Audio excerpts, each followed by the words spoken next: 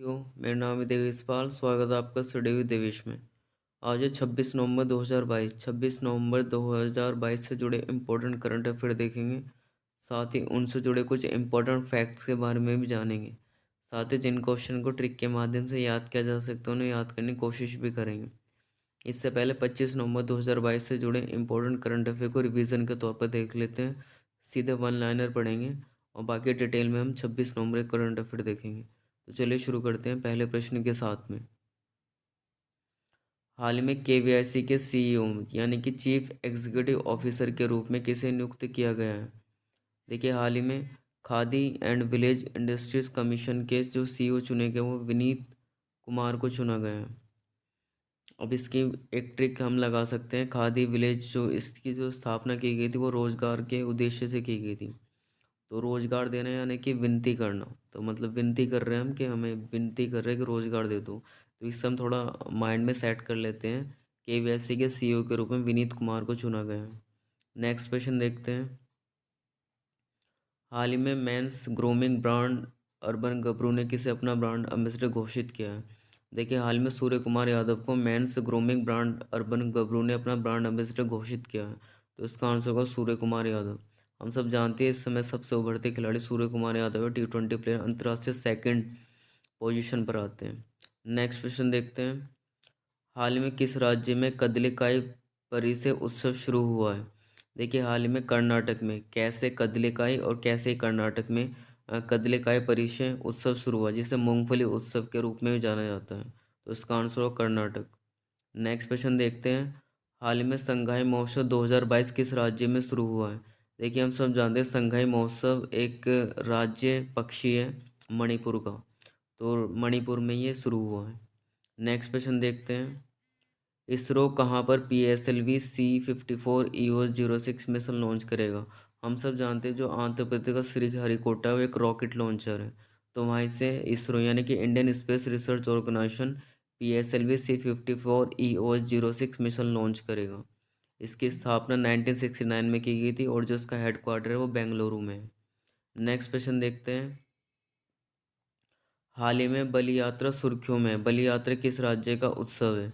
देखिए, बलि यात्रा सुर्खियों में बलि यात्रा उड़ीसा में। इसने गिनीज वर्ल्ड रिकॉर्ड हासिल किया है नाव बनाने में। ये वीडियो में आप देख ही सकते हो, मैंने इस पर कल पूरा डिस्कस किया था। नेक्स्ट क्वेश्चन देखते हैं। हाल ही में ग्रीन पोर्ट और शिपिंग के लिए भारत का पहला नेशनल एक्सीलेंस सेंटर लॉन्च किसने किया है? देखिए, शॉपिंग ना होगी, शिपिंग है। शिपिंग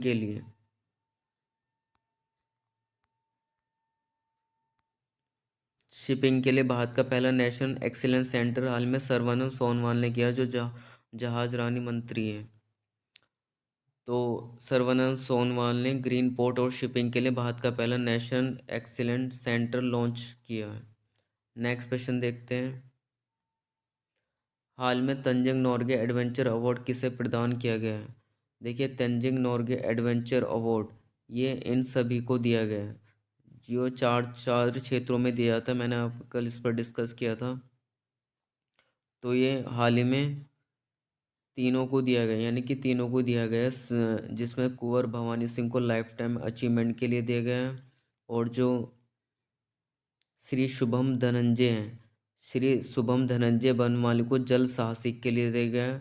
और सुश्री नैना धाकड़ी को भूमि साहसिक के लिए दिया गया है।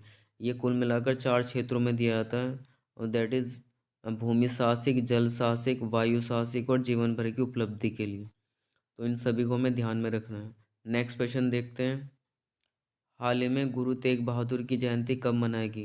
देखिए, वीर गुरु तेग बहादुर की जयंती शहादत दिवस के रूप में मनाते हैं, जिनका शीशगंज है दिल्ली में। तो इनकी जो जयंती वो 24 नवंबर को मनाएगी। नेक्स्ट क्वेश्चन देखते हैं। हाल में चैंपियन ऑफ द अर्थ पुरस्कार से किसे सम्मानित किया गया है? देखिए, चैंपियन ऑफ द अर्थ पुरस्कार से हाल में पूर्णिमा देवी बर्मन को सम्मानित किया गया 2023 के लिए। तो देखिए, चैंपियन ऑफ द अर्थ पुरस्कार, देखिए हम ध्यान में रख सकते हैं जो अर्थ यानी कि धरती, तो पूर्णिमा देवी, देवी हमारी धरती भी होती है, माता धरती माता, तो हम उससे ध्यान में रख सकते हैं। चैंपियन ऑफ द अर्थ पुरस्कार पर्यावरण के क्षेत्र में दिया जाता है। तो पूर्णिमा देवी बर्मन को चैंपियन ऑफ द अर्थ पुरस्कार से सम्मानित किया गया। और मैंने कल ये भी बताया, सन 2018 में यह पुरस्कार नरेंद्र सिंह मोदी यानी कि हमारे भारत के प्रधानमंत्री को सम्मानित किया जा चुका है। अब 26 नवंबर 2022 से जुड़े कुछ इंपॉर्टेंट करंट अफेयर देखते हैं, यानी कि आज के। तो इनके हम इस पर हम पूरा डिस्कस करेंगे। हाल ही में मॉर्निंग मॉर्निंग कंसल्ट की रिपोर्ट के अनुसार विश्व के सबसे लोकप्रिय नेता कौन बने हैं। देखिए, भारत के प्रधानमंत्री यानी नरेंद्र सिंह मोदी मॉर्निंग कंसल्ट के रिपोर्ट के अनुसार दुनिया के सबसे लोकप्रिय नेता बने हैं। तो इसका आंसर होगा ऑप्शन नंबर सी। देखिए, मैं आपको बताना चाहूँगा, जो इसमें फर्स्ट पोजीशन में 77% वोटों के साथ में वो प्रधानमंत्री नरेंद्र मोदी हैं। इसके अतिरिक्त जो एंड्रेस मैनुअल है, जो कि मैक्सिको के प्रधानमंत्री, और द्वितीय पोजीशन पर आते हैं। और एंथनी एल्बनीज यानी कि ऑस्ट्रेलिया के प्रधानमंत्री, ये तृतीय पोजीशन पर आते हैं। जबकि जो बाइडेन की जो पोजीशन है वो 9वें नंबर पे है। और जो ब्रिटेन के प्रधानमंत्री हाल में चुने गए ऋषि सुनक, उनकी पोजीशन 22वीं पोजीशन पर है, यानी कि 22वें स्थान पर है। तो ये सब हमें ध्यान में रखना है। जो मॉर्निंग कंसल्ट की ने जो अपनी रेटिंग जारी की, उसके अनुसार विश्व के सबसे लोकप्रिय नेता भारत के प्रधानमंत्री नरेंद्र सिंह मोदी हैं। नेक्स्ट क्वेश्चन देखते हैं।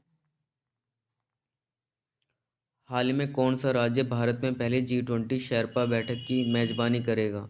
देखिए, हाल में भारत में पहली बार होगी G20 शेरपा बैठक की मेजबानी राजस्थान का उदयपुर करेगा।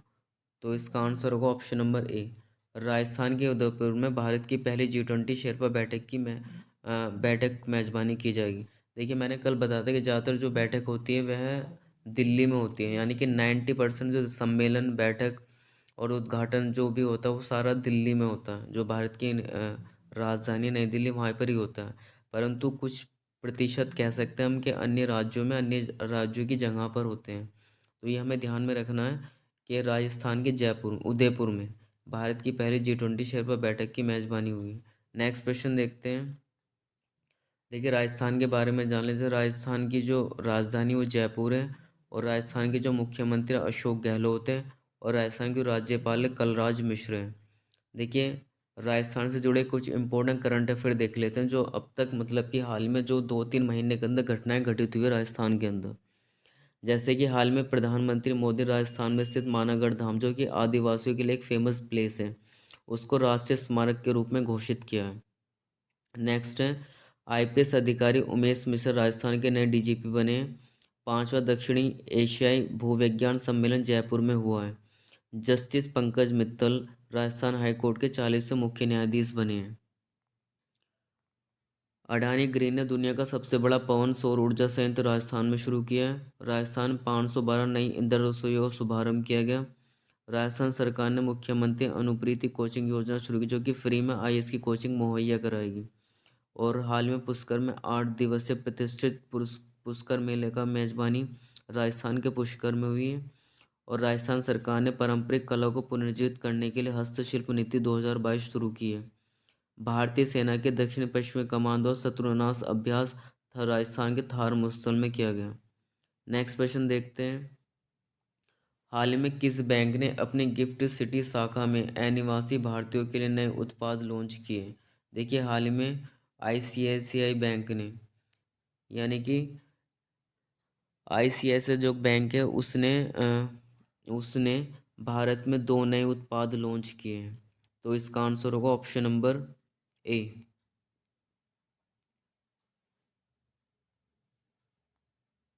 आईसीआईसीआई बैंक ने 2 नए उत्पाद लॉन्च किए, that is loan against deposit, that is LAD, जैसे शॉर्ट फॉर्म में क्या गया, that is loan against deposit, और डॉलर बॉन्ड लॉन्च किए। देखिए, एक मैं आपको बता दूं, जो लॉन्ग अगेंस्ट डिपॉजिट है, भारत में डिपॉजिट के एवज में विदेशी मुद्रा में लिया गया ऋण है। और जो डॉलर बॉन्ड है वो अनिवासी भारतीयों के लिए एक वैकल्पिक यानी कि ऑप्शनल निवेश विकल्प होगा। तो ये गिफ्ट सिटी शाखा अनिवासी जो भारतीयों के लिए नए उत्पाद आईसीआईसीआई बैंक ने लॉन्च किए हैं। अब आईसीआईसीआई बैंक यानी कि industrial corporation investment corporation of India, इसकी स्थापना 1994 में की गई थी, और जो उसका हेड क्वार्टर है मुंबई में, और जो उसके सीईओ यानी कि वर्तमान चीफ एग्जीक्यूटिव ऑफिसर है वो संदीप बख्शी हैं। नेक्स्ट क्वेश्चन देखते हैं। हाल ही में महिलाओं के खिलाफ हिंसा के उन्मूलन के लिए अंतर्राष्ट्रीय दिवस कब मनाया गया है? देखिए, महिलाओं के खिलाफ हिंसा के उन्मूलन के लिए अंतर्राष्ट्रीय दिवस 25 नवंबर को मनाया गया है। तो इसका आंसर होगा ऑप्शन नंबर ए। वॉयलेंस अगेंस्ट वुमेन के लिए जो दिवस अंतर्राष्ट्रीय दिवस 25 नवंबर को मनाया गया है। नेक्स्ट क्वेश्चन देखते हैं। हाल ही में इंडोनेशिया के करावांग में भारत इंडोनेशिया के द्वारा संयुक्त सैन्य अभ्यास शुरू किया गया, उस अभ्यास का नाम क्या है? देखिए, बहुत इंपॉर्टेंट प्रश्न में रखना। इंडोनेशिया के करावांग में भारत इंडोनेशिया के द्वारा संयुक्त सैन्य अभ्यास किया है, वो गरुड़ शक्ति किया गया, जो भारत और इंडोनेशिया के बीच संयुक्त अभ्यास है। तो इसका आंसर होगा ऑप्शन नंबर बी। देखिए, जो गरुड़ अभ्यास है वो भारत और फ्रांस के बीच में होता है, जबकि मैत्री जो अभ्यास है वो भारत और थाईलैंड के बीच है, और जो सूर्य किरण अभ्यास है वो भारत और नेपाल के बीच में होता है। जो भारत और इंडोनेशिया के बीच में हो तो गरुड़ शक्ति हो, तो ऑप्शन नंबर 20 का राइट आंसर होगा। नेक्स्ट क्वेश्चन देखते हैं। हाल में फिक्की द्वारा लाइफ टाइम अचीवमेंट अवार्ड 2022 से किसे सम्मानित किया गया? देखिए, FICCI that is federation of Indian chambers of commerce and industries. इसका जो हेड क्वार्टर है वो न्यू दिल्ली में है, और जो उसकी स्थापना की गई थी वो 1927 में की गई थी, और जो उसके वर्तमान अध्यक्ष है प्रेसिडेंट वो संजीव मेहता हैं। तो हाल में फिक्की द्वारा लाइफ टाइम अचीवमेंट अवार्ड से 2022 से जो सम्मानित किया गया उनका नाम राजेंद्र पवार है। तो इसका आंसर होगा ऑप्शन नंबर ए। फिक्की द्वारा राजेंद्र पवार को लाइफ टाइम अचीवमेंट अवार्ड से सम्मानित किया गया है। नेक्स्ट क्वेश्चन देखते हैं। हाल ही में नेपाल के संसदीय चुनाव में किसे जीत हासिल हुई है? देखिए, नेपाल की जो संसदीय चुनाव में जो जीत हासिल हुई है वो जो नेपाल के जो पूर्व प्रधानमंत्री यानी कि जो वर्तमान प्रधानमंत्री भी हैं, यानी कि शेर बहादुर देउबा को जीत हासिल हुई है। लगातार 7वीं बार ये इनका गृह जिला दादले धुरा जो इनका संसदीय चुनाव है वहाँ से इन्हें जीत हासिल हुई है। तो इसका आंसर होगा ऑप्शन नंबर ए। अब नेपाल के बारे में जान लेते हैं। जैसे कि नेपाल की जो करेंसी है वो नेपाली रुपया है, भारत की करेंसी भी रुपया है, और नेपाल की भी रुपया है। इसके अतिरिक्त मॉरिशस की भी रुपया होती है, पाकिस्तान की भी रुपया होती है। इसके अतिरिक्त श्रीलंका की रुपया होती है, तो हमें ध्यान में रखना है। और जो नेपाल की जो प्रेसिडेंट है वो विद्या देवी भंडारी है, और जो नेपाल की जो राजधानी है वो काठमांडू है। नेक्स्ट क्वेश्चन देखते हैं। हाल ही में किसने प्रदर्शनकारियों पर ईरान की कार्रवाई की निंदा की है? देखिए, हमें यहाँ पे ध्यान रखना है प्रदर्शनकारियों पे, यानी कि मानव अधिकार का मामला है, तो जाहिर सी बात है मानव अधिकार पर जो संज्ञान लेगा वो United nation human right council लेगा, यानी कि संयुक्त राष्ट्र मानवाधिकार परिषद लेगी, जिसकी स्थापना सन 2006 में की गई थी यूनाइटेड नेशन जनरल असेंबली के द्वारा। तो हम सब जानते हैं जो मानवाधिकार पर जो संज्ञान लेता हो वो मानवाधिकार परिषद लेता हो। तो जो ईरान के प्रदर्शनकारियों पर जो संज्ञान निंदा की गई है वो United nation human right council के द्वारा निंदा की गई। ऑप्शन नंबर 20 का राइट आंसर होगा। देखिए, यूनाइटेड नेशन ह्यूमन राइट को यानी कि यूएनओ का एक भाग है।